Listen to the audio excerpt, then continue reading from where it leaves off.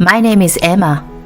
My husband Lucas and I have been married for almost 2 years. We originally met through our work, and we started dating soon after we met each other. In our second year of dating, Lucas proposed to me. I said yes because I had longed to have a family, but also I was already 32 years old when he proposed. My friends and colleagues around me were gradually getting married, and I might have been feeling a little rushed. I loved Lucas, and I was sure if I married him, I would be able to build a happy family with him because he was always so kind and cheerful. However, about 6 months before we got married, my husband's father, the man who would have been my father-in-law, passed away. He had been suffering from a chronic illness, and I heard he wasn't in a very good condition. At that time, we had already started making plans for the wedding, and my husband and I were both surprised and upset. After discussing it with my husband and his family, we decided to go ahead with the wedding as planned.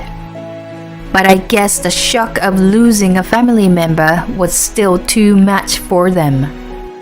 Lucas was busy with his work, but he kept coming back to his parents-in-law's house because my mother-in-law was very exhausted after her husband's death.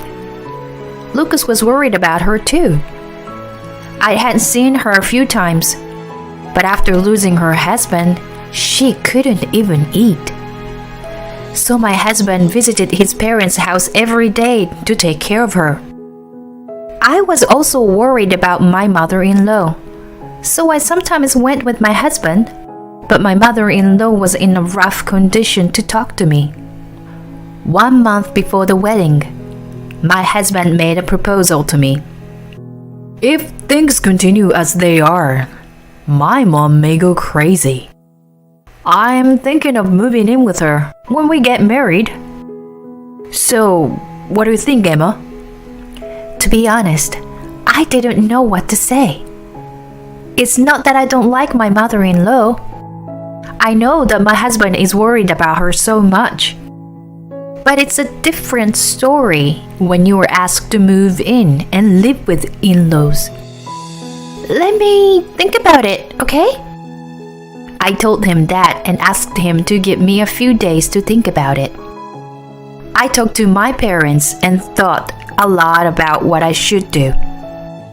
As a result, I came to the conclusion that living with my mother-in-law would be the best way for me to spend my days with my husband, whom I loved very much.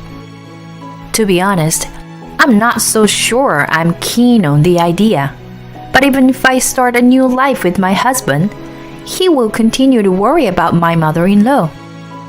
And if my husband has to go to his parents-in-law's house as often as he does now, even after marriage, I thought it would be better for us to live together to start with.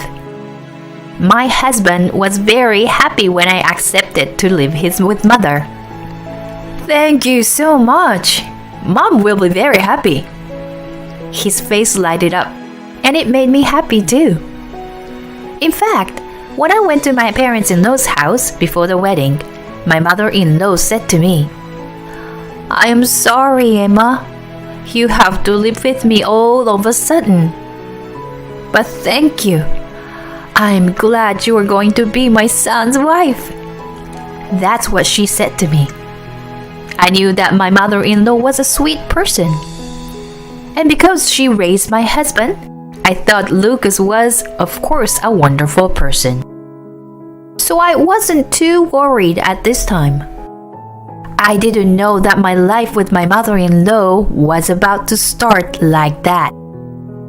A few days after we went to my parents-in-law's house to say hello, we had a successful wedding ceremony. With the blessings of many people, we became husband and wife. The next day, we started preparing to move to my in-laws' house in earnest. I was also working, so I was busy every day. But after we moved in, My mother-in-law became cheerful day by day. She always prepared meals for us on weekdays because she knew we were both working. She also does the shopping for us on a regular basis. Mom gets so much better now. I guess it's hard to be depressed when you have someone to live with. My husband seemed very happy to say that. Seeing such a happy husband, I couldn't help but began to smile. One day, after about 2 years of such a smooth cohabiting and newlywed life, it was a sudden event. I happened to take a weekday off to use my paid vacation. I usually leave the housework to my mother-in-law, so I decided to do it all by myself that day. As I was preparing for lunch, she spoke to me from behind. "Oh, thank you, Emma. I'll help you with something too." "It's okay. I always leave it to you. Please, let me handle it today." "Oh, really? I'll be happy to then." While chatting with my mother-in-law, who was as friendly as ever, I prepared lunch. And when it was ready, I put it on the table and we sat down to eat. Then, my mother-in-law opened her mouth.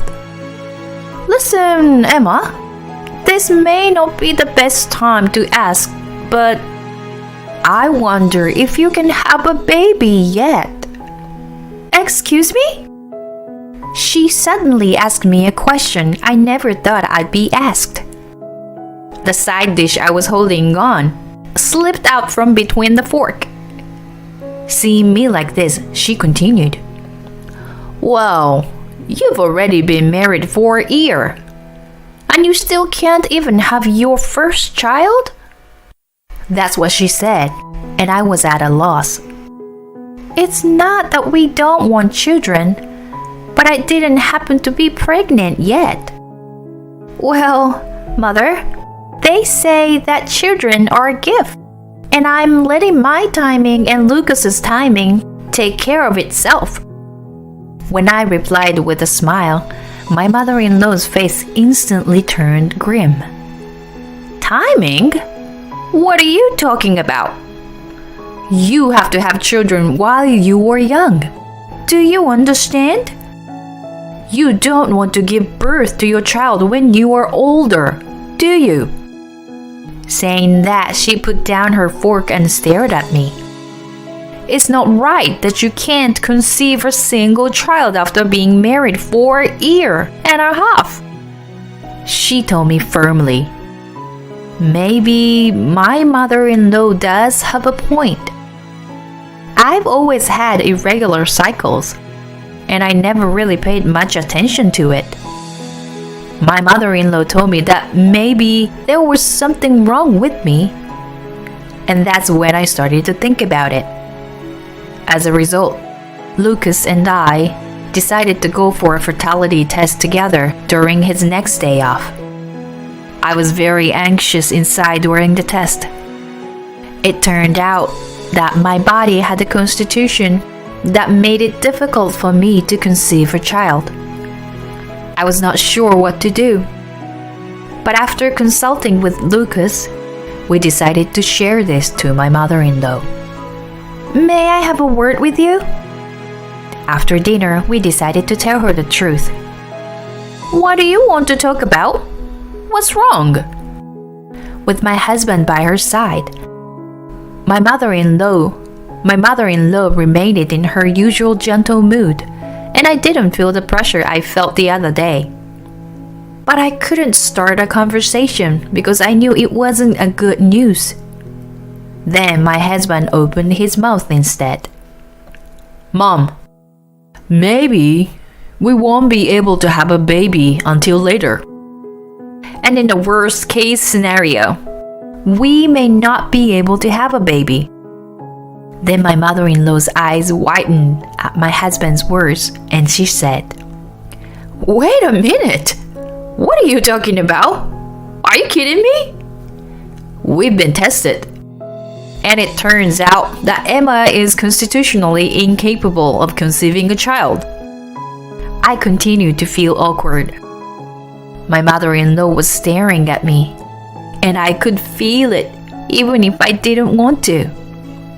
"Is it true, Emma?"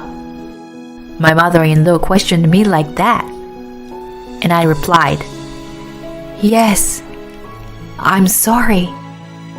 That was all I could say that day. But the next day, my hell began. My mother-in-law, who had been so kind to me, started to ignore me. My husband used to be the first to eat breakfast, so I ate with my mother-in-law after him. But for some reason, my mother-in-law started eating alone. "Please don't eat my food without my permission. There is no portion for you." That's what she told me when I tried to prepare my own portion. If I tried to make my own meal, my mother-in-law would say I was in the way. I couldn't talk back, so I ended up going to a deli and grabbed some sandwiches before going to work. One day, before going to bed, my husband said to me, "Emma, I know you're busy, but could you please do your chores a little better?" "What?" "Don't let my mom do all the work. I know she does all the housework for you. Besides, my wardrobe is too messy lately, you know. Can you put my clothes and stuff more neatly?" I never knew what that meant.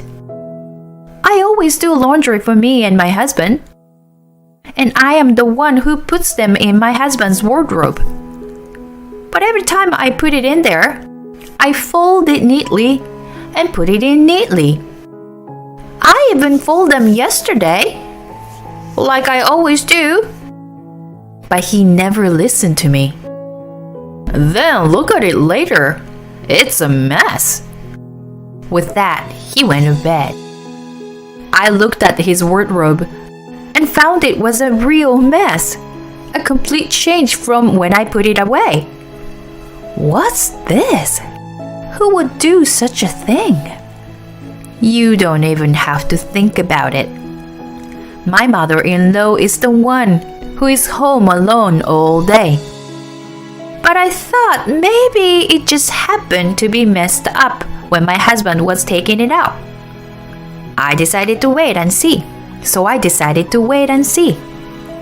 But the next day, Lucas told me something I never thought I would hear. "Emma, are you harassing my mom?" "What? What are you talking about?" I was so confused because I had no idea what he was talking about. "Don't play dumb with me. You broke her mug cup today, didn't you?" "Well, she dropped it herself. I didn't even touch it." It was the day my mother-in-law bought her favorite mug cup. I know that while I was hanging the laundry out to dry, I heard a rattling sound coming from inside the house, and my mother-in-law was lamenting about it. But for some reason, my husband didn't believe me. "How come you did such a thing, knowing that the mug was her favorite?" He blamed me. My husband didn't believe me, even though I repeatedly tell him that I didn't do it. On the contrary, he takes my mother-in-law's side without any proof, keeps accusing me of doing it. Why do you always believe what your mother says? I told you I didn't do it. And I didn't do anything to your wardrobe either. If anyone is going to make a mess, it's your mother. I'm the one being harassed. Why can't you see that? I got emotional and told him like that. Then my husband's face turned red in anger. That's enough. How much more can you make my mother look bad? That's why he yelled at me. I froze on the spot because I never heard him say such a thing before. Then my husband sighed and said, whatever. I'm disappointed in you. Go home to your parents for a while and cool off." Then he walked out of the room. Cool off? Me? I honestly didn't know what was going on. But it was true that I didn't want to be in this house any longer. I went back to my parents' house with some necessities. My parents were surprised that I suddenly came home. But when I told them about what happened, they said I didn't have to go back. The stress of being away from my parents-in-law's house was rapidly disappearing. I was commuting to work from my parents' house and was living a reasonably fulfilling life. About a month later, I got a text message from my husband. "Emma, I know you want to come home. I will forgive you if you apologize to my mom." The moment I saw that email, I felt a surge of anger towards my husband and mother-in-law that I almost forgotten about. Why should I apologize? Why do I have to be the bad guy? "Okay, I'm going home tomorrow," I texted him back. The next day, I went to my parents-in-law's house to take revenge on my husband and mother-in-law. After work, I went there for the first time in a month and I pressed the intercom. My mother-in-law answered. My husband had not come home from work yet. As soon as she saw me, "I'm so glad you finally came home, Mrs. Bad Wife. I wonder if you've reflected on what you did." She smiled at me as if she was looking down on me inside. I was taken to the living room, but as expected, my mother-in-law's ranting didn't stop until my husband returned. "I heard you told Lucas that it was my fault. How could he believe that? You are just a stranger to us. You've been in the way from the beginning, you know." I wanted to yell at her, but I held it in until my husband came home. He came home a few minutes later. "Emma, did you apologize to her?" That was the first thing he said. No, I didn't. There's nothing to apologize for." When I said that, my mother-in-law and my husband stormed in on me. "If that's the case, why did you come back?" "I was trying to get you to come back to live with us." I took a deep breath and said, "Thank you for everything you have done for me. That's what I came here to say." My husband and my mother-in-law froze at these unimaginable words. And then I took the divorce papers out of my bag and held them out to my husband. "I've had enough of playing family with you two. Let's go back to being strangers." When I said that, Lucas got angry with his face deep red. "Of course then. Let's do that right now." Then he got desperate, signed the divorce papers, and pushed them on me. "That's enough. You get the hell out of my house, you trashy wife. You just harassed my mother so much." I laughed and laughed in response. "What's so funny?" "I'm sorry. It's just so stupid. You still think you were right about your mother?" Lucas was upset when I said that and said, "What? Of course, she's right." And then I showed him a video. The screen was blacked out, but it was a recording of my mother-in-law's outburst at me. "What the?" My mother-in-law's face turned pale as she listened to it. "Hey, what the hell is this?" he asked to his mother, but I answered instead. "I have heard a lot of abusive words from your mother." So I've been making a video whenever I am alone with her, ever since I had the idea. Then, why didn't you show it to me earlier? And then this wouldn't have happened. I was so disappointed in Lucas, who again blamed me for his own mistake. How funny! If I hadn't shown it to you, you wouldn't even have believed me, right? We are husband and wife, and you didn't intervene or try to solve the problem. You only took your mother's side. When I said this to him, he fell silent and turned his head down. By the way, I didn't do the wardrobe thing either. If you think I'm lying, go to the police and ask for fingerprints or whatever they do. I'm sure your mother's fingerprints are all over the place.